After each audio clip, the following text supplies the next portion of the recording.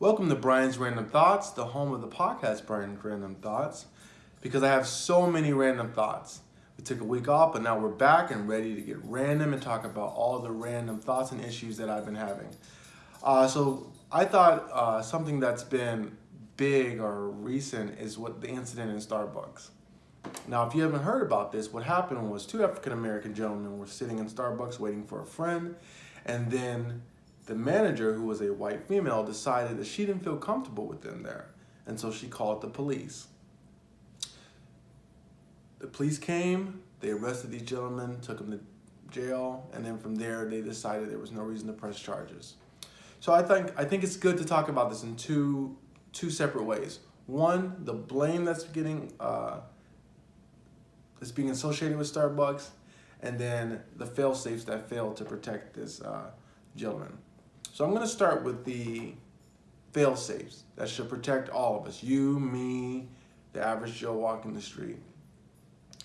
To the best of my knowledge, that manager did not go up to those two gentlemen and ask them to leave. Now, why is that important? Maybe she felt threatened. Well, if you see something that's suspicious, I don't believe that the police should be the first line of defense. If she's being threatened, if they are standing in a menacing way, then I understand. But I don't think she called the police on anyone else. I don't think she checked to see if anyone else had bought anything. I don't even think them purchasing something from the store was even an issue raised. It was just straight to calling the police. And that is a problem because you have to first try to understand the situation. So she calls the police come, and to the best of my knowledge, I don't know if they just simply asked the gentleman to leave, which I think is, not necessary, but hey, if you're not purchasing anything from the store, you don't necessarily have a right to be there. So they arrest them. And I don't know if anyone that's watching has been arrested, but it's a humiliating experience. I personally have never been arrested, but I have had handcuffs put on me. And it was humiliating. And obviously, I didn't get arrested, I didn't go to jail, but for some reason, they felt the need to put handcuffs on me to make them feel better. Don't ask me why. Do I think it was right? Of course not. So the police, they do an investigation, I assume, because that's their job, and they decide that they should take these gentlemen to jail. Now, right there, that's 2 times the system has failed these brothers who are just simply sitting there and waiting for their friend to arrive. Now, some people are going to say, well, they didn't buy anything. Did that manager check to see if everyone in the store has bought anything? Have you ever met someone at a Starbucks or a coffee shop or a public place where you want to feel safe? Have you ever just went to Starbucks just to use the internet? I know I have. So it's kind of a iffy argument, but we'll keep going. Then they got to the jail, and the police decided we're not going to press charges. Now, I personally believe the reason why is because social media had gotten involved. People began to know about this. Also, something I want to applaud is if you look at the video, there's several people who try to speak up for these gentlemen. So you can't just say the officers did their job, because their job is when they get to the scene to assess the situation, to do an investigation and decide, is it necessary to arrest those gentlemen? It wasn't until they got to jail that they decided not to press charges. Now, here's my problem.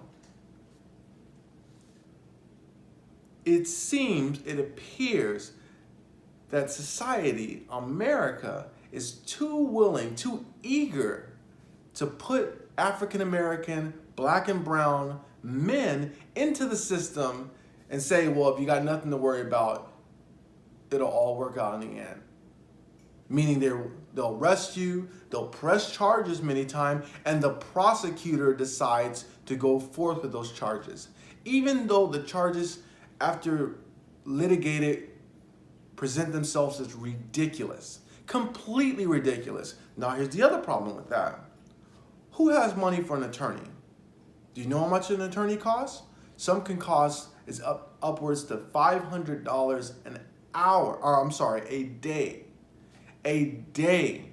I don't have that money laying around. So if I get arrested and thrown into the system, whether I'm innocent or guilty, I have to prove my innocence. Because despite the fact that they say you're innocent until proven guilty, it's not that way.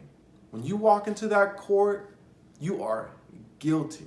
And you have to prove that you are innocent to the jury. You have to prove that you're innocent, just like those gentlemen had to prove that they were innocent to the manager. They had to prove that they were innocent to the police. And finally, at the police station, they were able to prove that they're innocent. We have to stop throwing our brothers into the system and saying it'll all work out if they're innocent. Because it's not true. Why?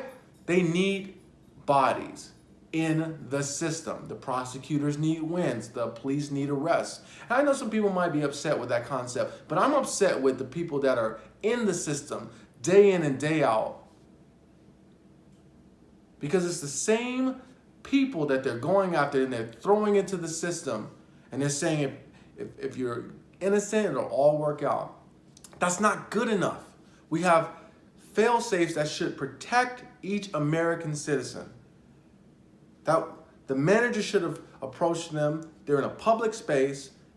She should have brought another employee if she felt threatened. The police should have asked the people around, should have spoke with those gentlemen.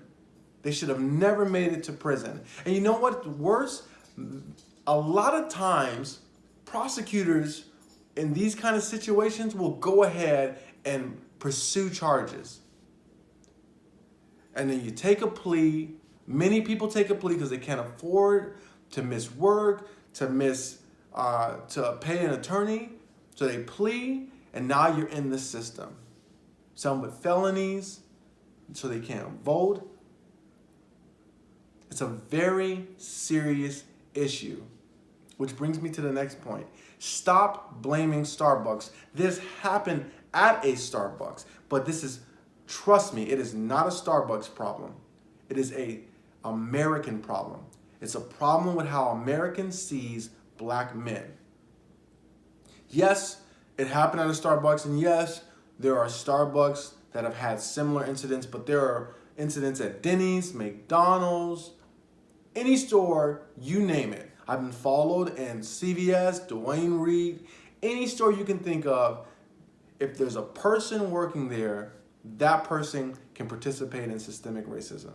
Because the problem is not a Starbucks problem, it is a problem with how you see another person. And if you see them as another person, then you can go up and talk to them person to person. But if you see them as threatening or menacing, then you want to escalate the situation.